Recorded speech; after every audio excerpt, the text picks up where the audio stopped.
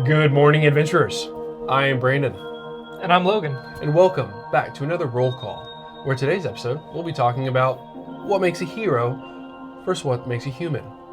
And I think it's pretty important with that title that we should probably put some definitions out there. So, Logan, what makes a hero? What are we calling a hero? Yeah, so for the purposes of our discussion, a hero is strictly the stats of the character, the physicality, what they can accomplish with their class features and their stats. The two combinations of those things are going to make the heroes. Are you a paladin smiting? Are you a wizard casting spells? Are you a cleric casting spells? Whatever you're doing, just the physical aspects, that's the hero. So then what's the human?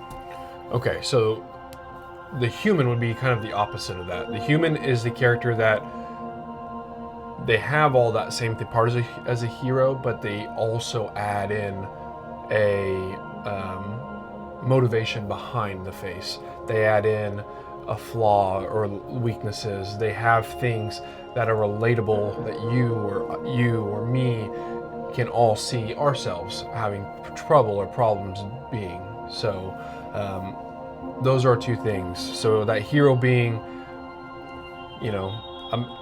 I hate to say that, but like a min-maxer, somebody that, is there just to be as strong as could be, but at face value, that's all the character is. Mm-hmm. He is there to roll dice, do as much damage as possible, but when the storytelling starts, he stops and is backed away.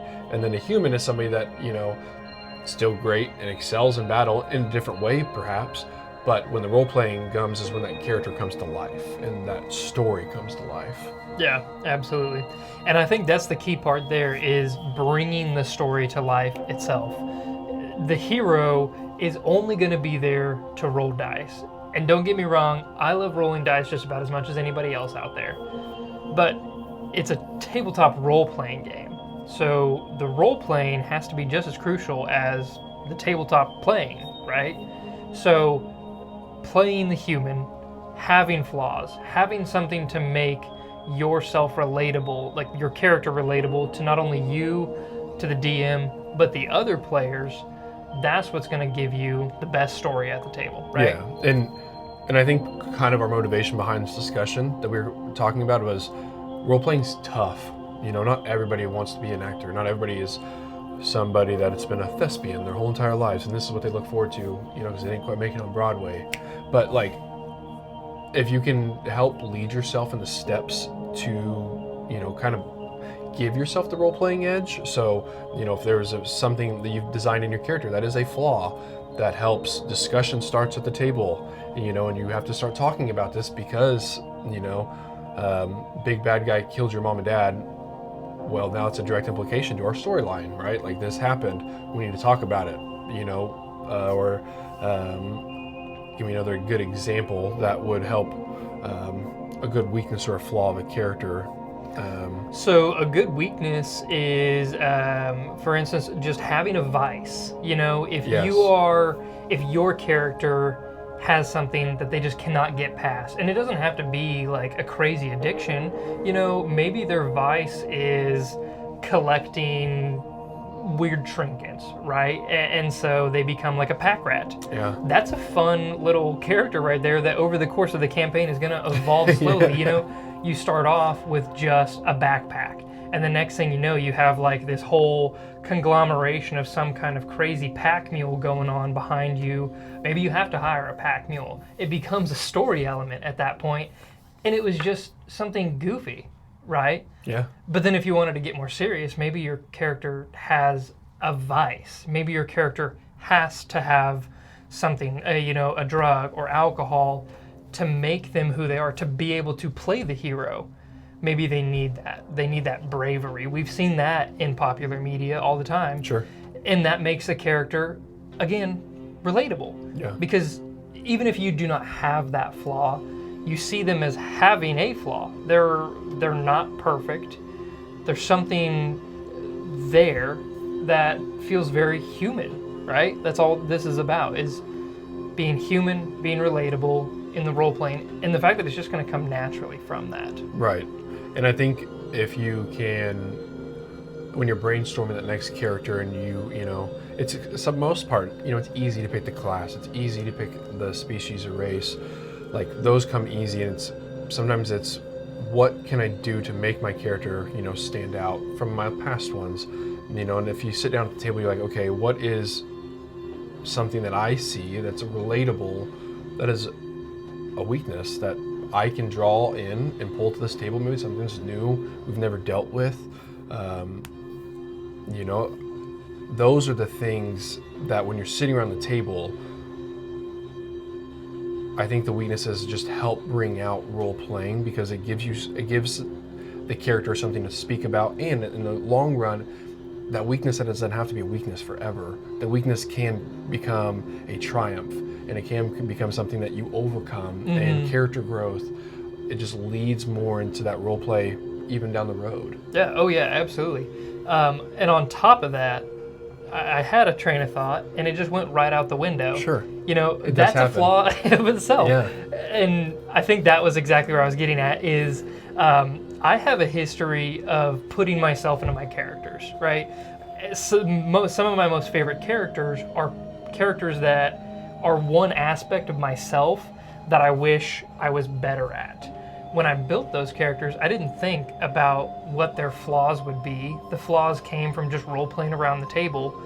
And sometimes the flaws would highlight something of myself, but other times I would be like, oh, like I can see how this flaw actually affects other people. It just makes me more aware of people themselves. Like sometimes it's just hard to think of being in other people's shoes and putting that flaw in the character, or even just discovering the flaw in your character is going to be enough to make them relatable. Yeah, and I think with that thought, when you're pulling a thread of yourself, you know, and I kind of hit on it a second ago too, is when you're making that backstory, that human has a direct tie to the backstory. So as that story progresses and changes, your character changes, you know, depending on if it's an NPC from the backstory or an NPC that was met during the journey, the campaign.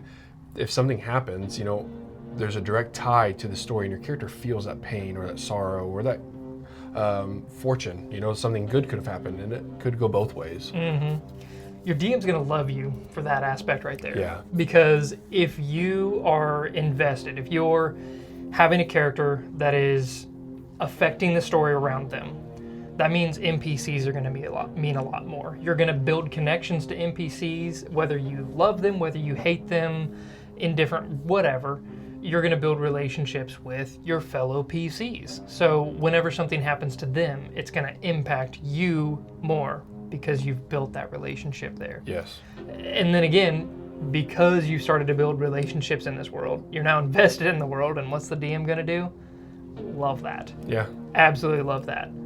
So that's truly one of my best tips right there, is just get invested into the game itself, role play it out. It feels goofy sometimes, but humanizing your hero is a way of escape, but at the same time it's a way to connect.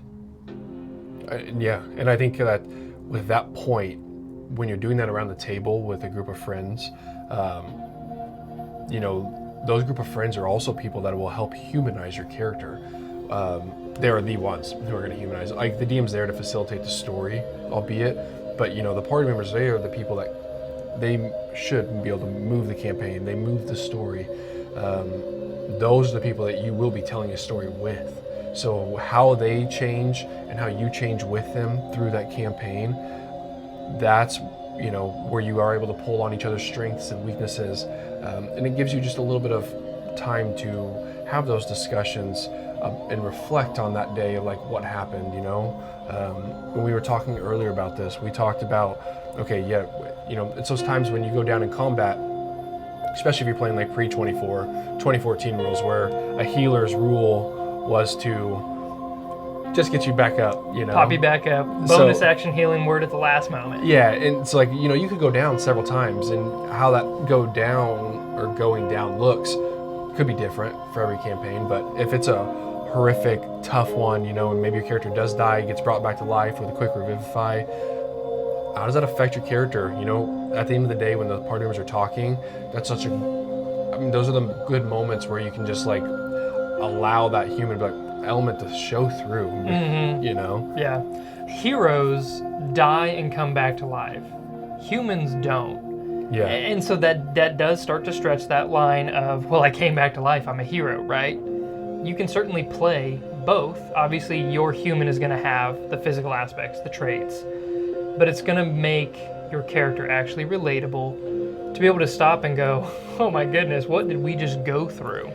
Yeah. I think the perfect is just a little fireside chat, tableside chat, in-game. You know, you're winding down at the tavern or right before your first watch, before everybody settles in for their much needed long rest. Just debrief. Like, just address what you guys accomplished that day together, individually. It doesn't matter, but just go ahead and make that roleplay happen. You might have somebody at your table that's only playing a hero, and they might sit there on their phone or just tune it out. That's, I guess, a topic for a different day. And I think you kind of hit the nail on the head. We might have kind of skipped a little bit too much of like how hero would act in certain situations. But if we were to digress a little bit, yeah, I mean, a hero, when he dies, he comes back to life and he's back to doing just that. And when he died, that was in the past. It's no big deal. Has no effect or no control over what he does in the future. The magic of the long rest. Yeah, you know, or like the reset, like nothing happened. One of you guys' party's favorite villages gets attacked, and that hero, your favorite NPC dies. Well, you know, a hero, from our definitions, he doesn't really care. That NPC's gone, so be it. Let's move on to the next thing. Let's go defeat these goblins that killed us, and then we'll just move on to the next story. You know, where the human will feel that, and he goes, "Oh no, we lost our beloved shopkeep." You know, like, no way. We gotta, like, what can we do? How can we do this? Like, maybe this affects him, and you go into a little bit of depressive state or a little manic. You get upset, you know, depending on where that control was there. But yeah. Sorry, I just felt like I should digress to like kind of like show a couple examples of the hero versus the human. Absolutely. So in that situation, the hero they're still playing Dungeons and Dragons, right? There's still a story going on. Yes. So what the hero is going to do is go, oh no, anyways, I go off and do whatever main storyline was going on. Or even if whatever just happened to cause, you know, your favorite shopkeep to die is part of the main storyline, but they just continue on anyways. Like, that's just a blip, right? But the human, they're going to stop. They're going to mourn. They're going to mourn together. They're probably going to seek revenge, and it's probably going to change the upcoming sessions. You know, like, say that has nothing to do with the main story. Is the main story more important than an NPC? That's for your party to decide right then and right there. And that's an awesome story playing. I can't tell you, like, yeah, we've all been there where we just sit around and we don't roll a single dice and we just sit there and talk and we're arguing, and sometimes it's frustrating, but at the end of the day, we're role playing. We're in our characters. Our characters have our own motivations, and we're putting those motivations into the story. And I think that's truly awesome. Like, that's good storytelling to me. And I think what we're trying to convey is, if you can pick a few components to help you humanize your character, all you're going to do is enrich your gameplay, and your tabletop will only progress, hopefully positively, because of it. So, and we don't want to yuck your yum if playing the hero is your jam, right? Like, if that's what you're here for. There's a time and a place for all of them. Absolutely. And there's parties for that. Like, if that is what you want to do, hopefully your table's okay with that. Yeah. But if you're the only person at the table that's playing the hero and everybody else is playing the human, it's gonna really harsh the vibes. Like, I've sat at that table, and you can tell. Yeah. So we would encourage you to maybe think about adding in a couple humanizing element to your hero. Yeah. And maybe make them a little bit more like you and me. Yeah. And Logan, but he's perfect, so. You can't be like that. Yeah. So get in the comments and let us know what you're going to do, what you're going to implement to make your hero a human. Let us know. Guys, we'll see you next Monday. Don't forget to check out our podcast that comes out every Wednesday called Commander's Log. And on Fridays, we've got episodes for Dungeon Masters out there where we have a discussion on the flip side of the table. Catch you on the flip side. See ya.